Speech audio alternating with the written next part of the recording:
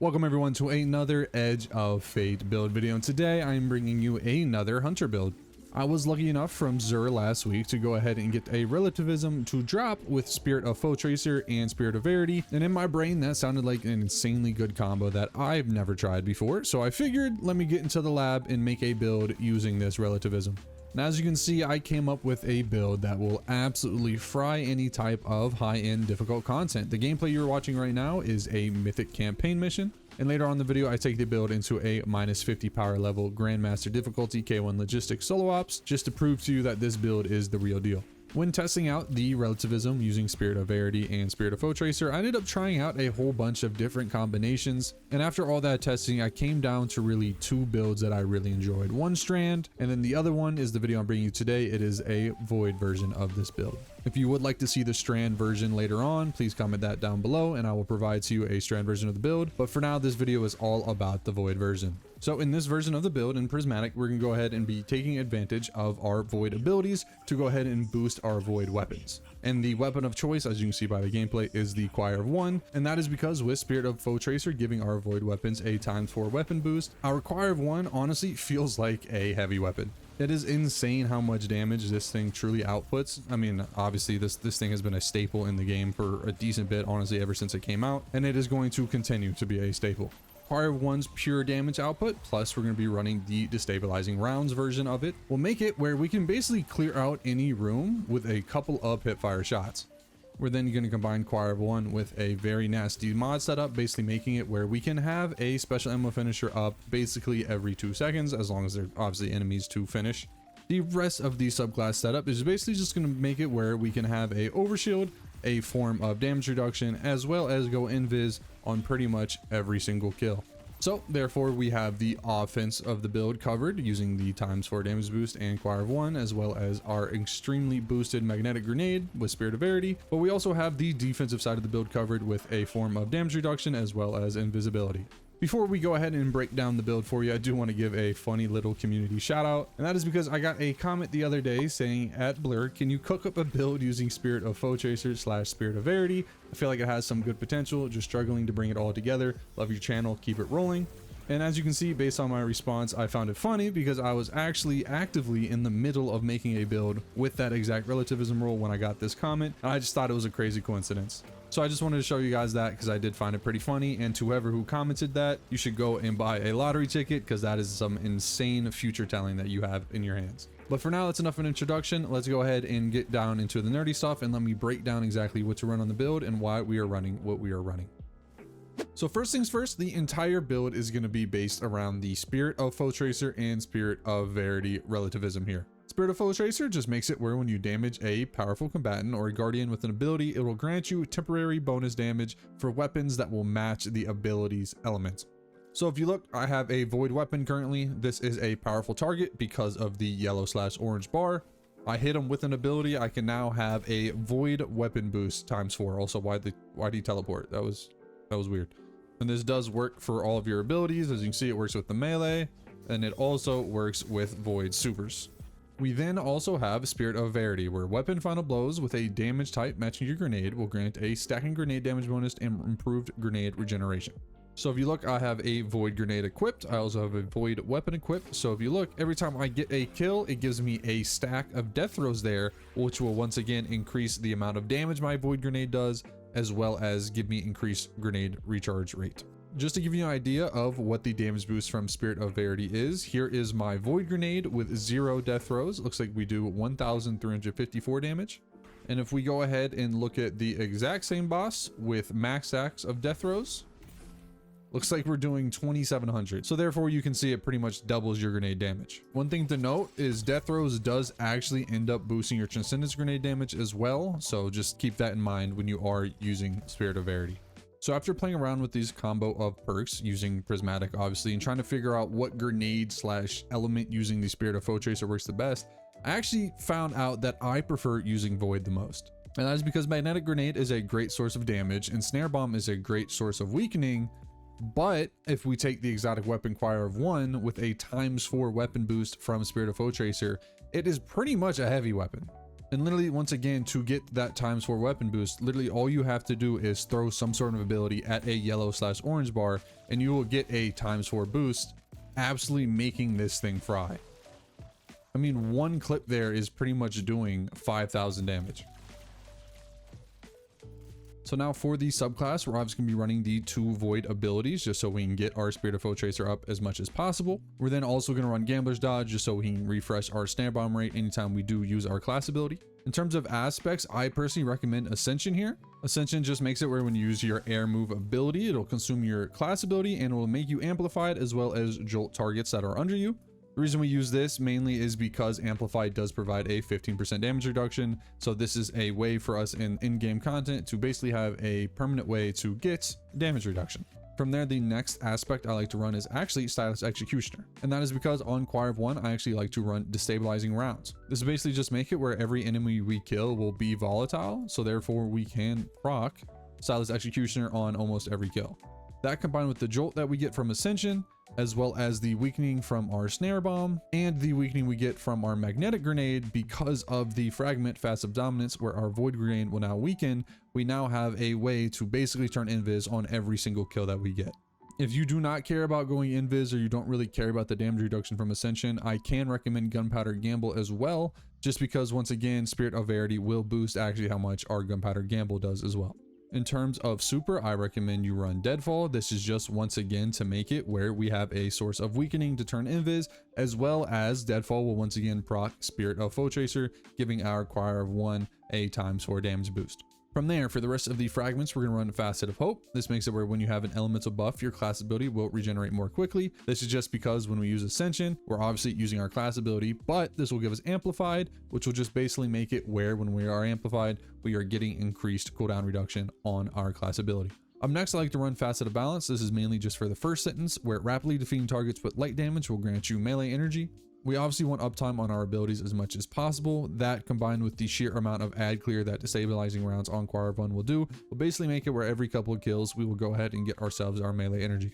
Then last but not least, we're going to run Facet of Purpose. In this build, this will just make it where whenever we do pick up an overpower, it will give us a little bit of a void overshield. And in this build, I want you to know we are creating a whole bunch of orbs. So you'll pretty much always have this void overshield up. Now, in terms of other weapons to pair with Choir of 1, I'm never really using my kinetic because we can treat Choir of 1 as a primary. I do have a way set up in the build to basically make it where we have permanent special ammo, so ammo was not going to be a problem with Choir 1. So because of that, in my kinetic slot, I actually like to run a scout rifle that has explosive payload and shoot to loot. This is just in case I can't get to a special ammo brick or like an orb of power that's out in the distance. I'll just switch to this, shoot it, and get some ammo or whatever for my build. Honestly though, you can run whatever you want in this top slot. You really won't be using it too much. In the heavy slot, just run something void. I personally like to run a machine gun. And that is because whenever I don't really feel like using Choir of 1, using my special ammo in that, a machine gun has plenty of ammo to go ahead and create more special ammo for us. And plus, if you get something with like target lock, it'll be a great DPS option as well, because it will also benefit from the ×4 of Foe Tracer. In terms of artifact perks, unfortunately this season doesn't really help the build out a lot, but it's okay though, because the build doesn't really need it. It functions completely fine without artifact perks. The only ones really worth mentioning is go ahead and run Overload Rapid Fire here, just so our Choir of 1 does overload. Go ahead and throw on Elemental Coalescence, just making it where every kill we get has a chance to give us a Void Breach. Then I like to run Refresh Thread, just make it where whenever we do end up picking up a Void Breach from Elemental Coalescence, it'll give us some energy to our least charge ability. And then go ahead and throw on Elemental Overdrive as well, just making it where not only do we get energy from Refresh Threads, but we'll also get an increased damage boost to our Void weapons whenever we do pick up a Void Breach. And then the last artifact perk that I think actually does help this build out a lot is going to be Shield Crush. This is going to make it where whenever we do have that Void Overshield, it'll give us increased melee recharge rate and increased melee damage. And then whenever we are amplified from Ascension, it'll make it where our grenade recharges faster and does increase damage. So before we get into mods and armor stats, I basically just want to show you what everything I've showed you kind of looks like so far. So obviously just throw your melee, we'll get Void Weapon Boost ×4. Go ahead and get some kills using Choir of 1. As you can see, I turn invis with pretty much every kill. From there, you can use Ascension to get your melee back to keep the ×4 up, and obviously throw out insanely juice grenades that do a whole bunch of damage.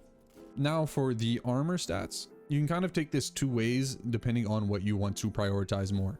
The way I personally have my stats set up is entirely based around just getting all of my abilities back as quick as possible, and that is with 100 grenade stat and 100 class stat. This is obviously just because I want to have my grenade up as much as possible because of Spirit of Verity, as well as my class ability up as much as possible so we can proc Gambler's Dodge as well as Ascension. After grenade and class ability, I kind of ignored melee just a little bit and I actually went for 100 weapon stat. And this is just because at 100 weapon stat, you'll go ahead and gain 15% increased damage. And that is just because, once again, this build is all around boosting how much our Choir of One does. So 100 weapon stat will also add to that benefit. Now, the second way to do your stats that I personally don't use, but it is a great option for anyone out there who prefers it, is just juice the ever living crap out of your grenade stat. Try to get this as high as possible. And that is, once again, because of Spirit of Verity, we're already doubling our grenade damage. With this on top of that, it'll make it where we get our grenade back quicker, but our grenade is also going to do even more damage on top of the Spirit of Verity. The reason I don't do that is because I personally prefer ability spam instead of just juicing one specific ability, but it is up to you, so feel free to do whatever you like. Now for the mods on our helmet, we're going to run Super Fonts, Harmonic Siphon, and Special Ammo Finder. For the arms, I like to run Melee Font, and that's just because if I move my webcam out the way, is my melee stat obviously isn't at 100. This is just so I can boost that and help that out a little bit. But if your melee stat is fine, go ahead and switch this over to Grenade Font just to make our grenades do a bit more damage. And then for the rest of the mods, go ahead and throw in Impact Induction and Firepower. For chest piece, make sure you run Charged Up, whatever damage resistance you prefer out of these three, and then throw on Harmonic Ammo Generation. On the boots, go ahead and throw on Stacks, Innervation, and Harmonic Scavenger. And last but not least, on the cloak, go ahead and throw on Time Dilation, Reaper, and Special Ammo Finisher. Basically, just to sum up what these mods do is using our grenade and our void weapons will create Orbs of Power. From there, go ahead and grab the Orbs of Power to go ahead and get Armor Charge, and by using Charge Up and Stacks, by grabbing 2 Orbs of Power, we will then get 4 stacks of Armor Charge. From there, we can then use Special Ammo Finisher to consume 3 of those to go ahead and create some special ammo. And then anytime we do have leftover armor charge or any armor charge we aren't using, we will then have increased stats in our super and then our melee or grenade, depending on what you put here. But yeah, that right there is the entire Spirit of Foe Tracer / Spirit of Verity build. I hope I explained everything well enough for you. If you have any questions, please feel free to drop them down below. If you have any changes / recommendations that you think that would personally make the build better, feel free to drop those down below as well so other people can try those out for themselves. But for now, let's go ahead and take this build into some live gameplay for you. For the build today, I think we're gonna go ahead and take it into the K1 Logistics Solo Ops. And we're gonna go ahead and be on the Grandmaster difficulty with a Threads and Cascade modifier here to make it where we are 52 light under. All right, so first things first when using this build is you obviously want to find a yellow bar to go ahead and actually hit with your abilities so you get that ×4 goodness. Wow, my scout rifle does absolutely no damage to that anti-barrier. It's gonna take a while to get rid of. But it's fine because luckily Choir of One does insane amount of damage, and just like that, first anti-barrier down, off rip. You can hold that. Give me my ×4 damage boost, please.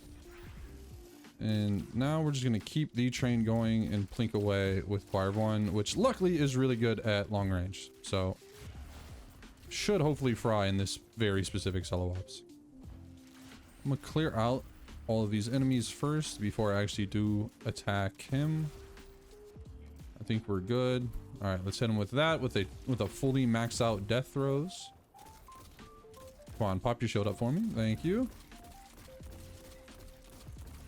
And now I'm actually gonna lay into him with my heavy machine gun. Well, I was until I ran out of ammo.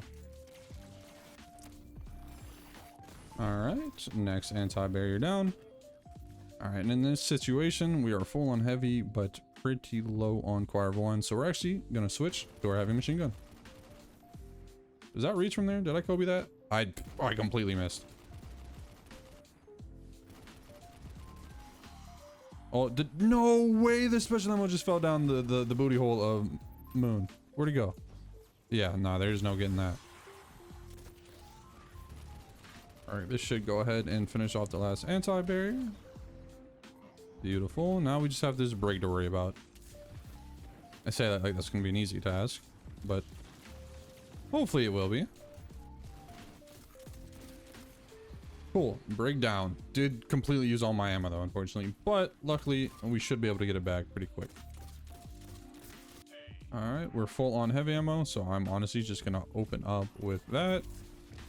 And luckily, I'm at the point now where I can just spam abilities on all these red bars because there is nothing really to worry about. Give me this special ammo finisher. Another special ammo finisher. Let me go ahead and get another special ammo finisher. I know I've been saying that a lot, but I am trying to kind of prove a point to you that you truly can just have infinite special ammo as long as there's enemies to finish. Or whenever the Destiny gods decide to give you a special ammo crate. Oh, it's this boss today. I absolutely despise this guy. But regardless, go ahead and lay into him. He moves a lot. Quarry one's not gonna be good for him. That's unfortunate.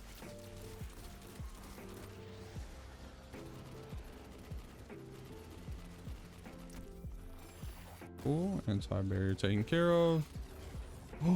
Oh, I thought I missed because it like lagged or something like that, and I flew backwards awkwardly. Oh wow, that could have been detrimental. All right, kill him, go invis. We're kind of just gonna play back a little bit, let our health regen. Let's see if I can get a special ammo finish on you. I can. Let me use shoot to loot. Actually grab these since I'm sitting back here and laying into the boss.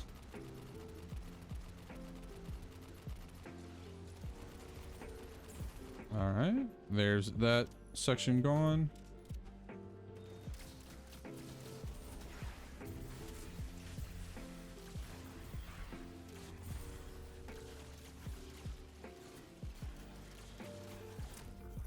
All right, servitor down, clear out the rest of these enemies, and then whoa, that was weird. That was not supposed to happen. But yeah, clear out the rest of these enemies and then go ahead and actually diabolically murder this final boss. Did I kill that grenade? Was it kill? No, it was so close. All right, I'm just gonna kill you with my primary. All right, bada bing, bada boom, we did it. It's done. That right there was surprisingly the flawless K1 Logistics -52 power level Grandmaster version using the Spirit of Verity and Spirit of Foe Chaser relativism build. So yeah, I hope you enjoyed the video. I hope you enjoyed the build and actually go and give it a try out for yourself. As always, if you have any builds of your own that you personally like me to try and possibly make a video on, please comment those down below. If you made it this far and you found the video somewhat entertaining and you are new here, please feel free to like and subscribe. It is greatly appreciated. We are on the road to 5,000 subscribers. My goal is to hit that, obviously, by Renegades. Like I mentioned before, if you do want to see the Strand version of this build where I use Strand weapons and grapple grenade, please also let me know down below. But yeah, other than that, I got nothing else to say. If you made it this far, I love your face, and all you fine ladies and gentlemen, have a great rest of your day.